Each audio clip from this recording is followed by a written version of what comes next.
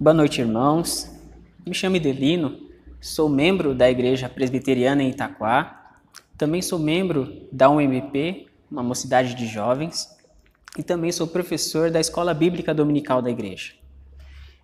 Eu venho até vocês neste momento para apresentar um estudo sobre o livro de Esther. Esse livro eu gostaria de apresentar alguns pontos que eu acho serem relevantes para a nossa leitura, para o nosso aprendizado.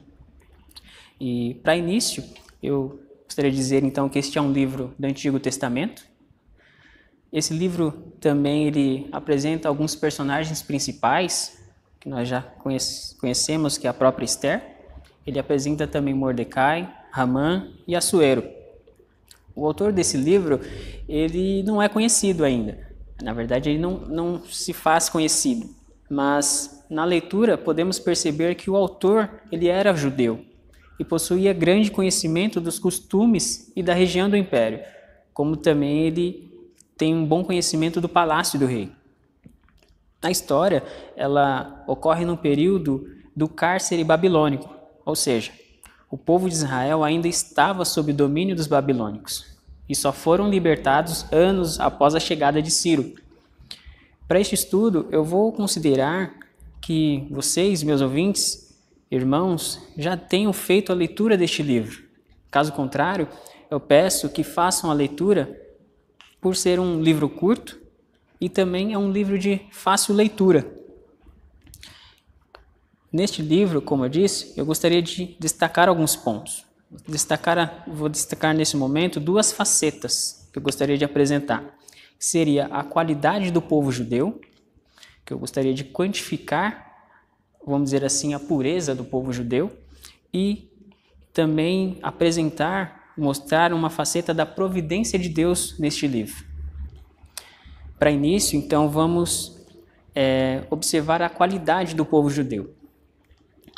Bom, observando o povo judeu, com vista nos acontecimentos no livro de Esther, encontramos algumas irregularidades, principalmente porque a esta altura do desenvolvimento da história bíblica, o povo judeu já tem conhecimento do conjunto de livros escritos por Moisés, o Pentateuco. Neste livro, ou nestes livros, contém leis, normas e procedimentos para a vida do judeu com relação a Deus e o seu povo. Ou seja, ser judeu consiste em seguir as leis de Deus. Lendo alguns relatos do livro, como exemplo, podemos tirar algumas informações.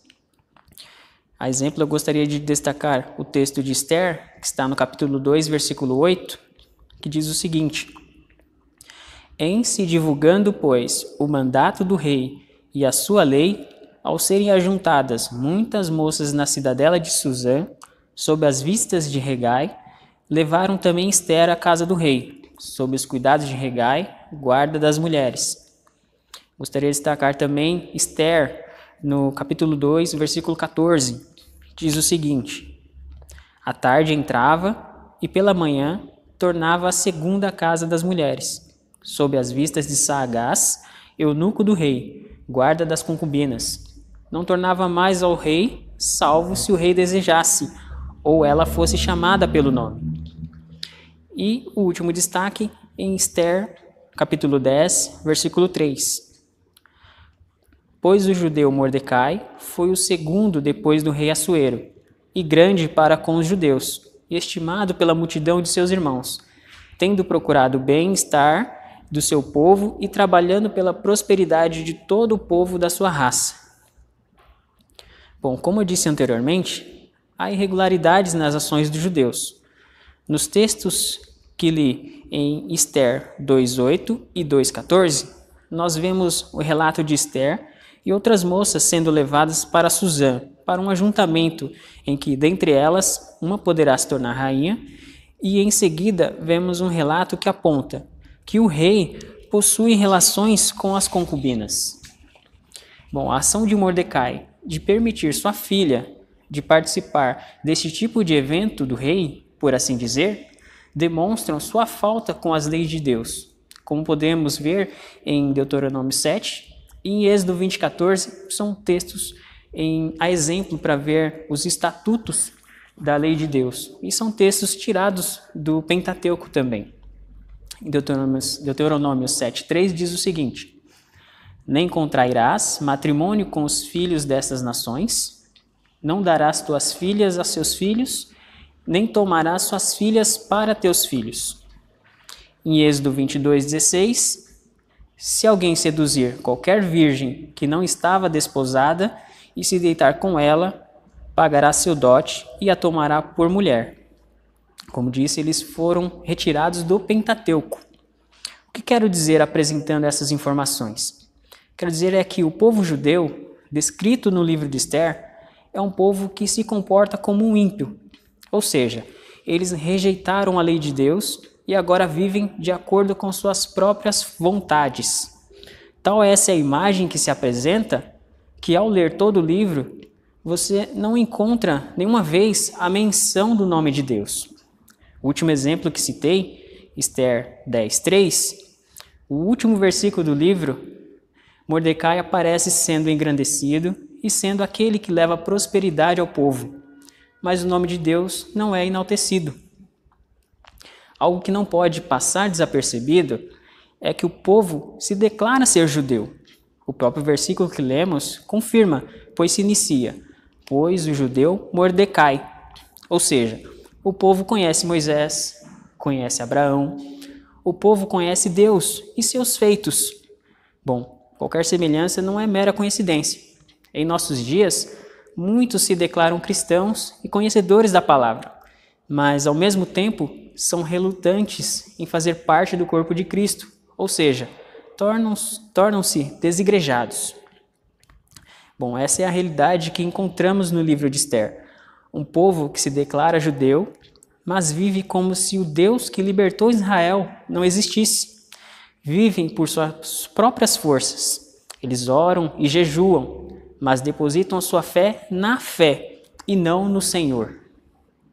Agora, visto a situação e o nível espiritual do povo judeu, podemos observar Deus em todo o livro, mesmo que não mencionado. Neste momento, agora eu passo para o segundo ponto, que seria a providência de Deus. Bom, antes de entrarmos no assunto em si, para criarmos um conceito, quando falamos providência de Deus, estamos dizendo que Deus é o Criador e governador de todas as coisas. Cuida e supre as necessidades de todas as criaturas. Mas não apenas isso. Também controla, direciona e usa todas as coisas de acordo com a sua santa vontade. Ou seja, não existe acaso ou sorte. Todas as coisas são obra de Deus. Tudo está sob o controle de Deus. E há muitos textos que demonstram o poder de Deus, mas cito apenas dois. Romanos 9:18. Logo, tem ele misericórdia de quem quer e também endurece quem lhe apraz. E cito também Mateus 10:29-30. Não se vendem, pois, pardais por um asse, e nenhum deles cairá em terra sem o consentimento de vosso Pai. E quanto a vós outros, até os cabelos todos da cabeça estão contados. Então podemos ver o poder de Deus nesses textos. Bom, agora conscientes da grandiosidade de Deus, podemos olhar para o livro de Esther e ver a mão de Deus cuidando de todas as coisas. Como vimos, o povo não tinha interesse nas coisas do alto, mas Deus tem interesse em seu povo, pois esse é o povo que o Senhor fez surgir a partir de Abraão, retirou do Egito e os levou para a terra que mana leite e mel. Por muitas vezes, o povo de Israel pecou contra Deus, e o Senhor os punia justamente, mas também agia com grande misericórdia diante da dureza do coração dos homens. Eles podiam não lembrar, mas Deus havia dito que viria um rei descendente de Davi e seu reinado era eterno. Isso podemos confirmar lá em 2 Samuel 7, versículo 12 ao 16, que diz o seguinte: quando teus dias se cumprirem e descansarem com teus pais, então farei levantar depois de ti o teu descendente, que procederá de ti, e estabelecerei o teu reino. Este edificará uma casa ao meu nome, e eu estabelecerei para sempre o trono do seu reino. Eu lhe serei por pai, e ele me será por filho. Se vier a transgredir, castigá-lo-ei com varas de homens e com açoites de filhos de homens. Mas minha misericórdia não se apartará dele, como a retirei de Saul, a quem tirei de diante de ti. Porém a tua casa e o teu reino serão firmados para sempre diante de ti. Teu trono será estabelecido para sempre. Então, este texto, nós vemos que o descendente viria de Davi. Esse seria o contexto nesse capítulo de Samuel. Bom, para eles, o povo de Israel, o povo apresentado em Ester, estas informações não estavam tão claras, mas eles tinham noção da grandiosidade dos planos de Deus que temos hoje. Hoje podemos ver que daquele povo veio o Salvador, o nosso Senhor Jesus Cristo, aquele que morreu por nossos pecados, ressuscitou para a nossa salvação e agora está assentado à destra do Deus Pai. Tamanha a bondade, amor e misericórdia de Deus para com seu povo. Mas ainda assim, tinha uma promessa do Deus que vem guiando o povo por várias gerações e não se atentaram a ela. Deus, sendo governador e mantenedor de todas as coisas, usou as circunstâncias e adversidades conforme a sua vontade para livrar os judeus das mãos de Ramã. Deus não chancela a ação de Mordecai em enviar Ester para o evento do rei, pois estão pecando, mas ainda assim Deus converte esse mal em bem. Calvino, um grande teólogo, expressa muito bem a ação de Deus em meio ao povo que rejeita suas leis.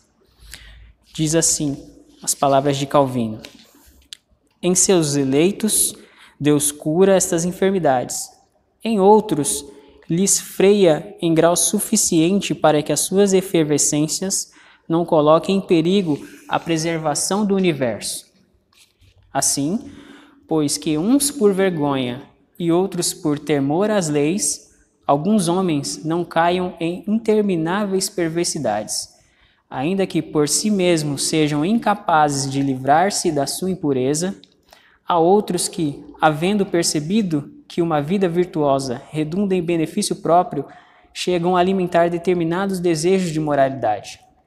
Alguns homens ainda vão mais longe e, com uma vida acima do comum, pela excelência da mesma, constituem um estímulo para os demais no cumprimento de suas obrigações.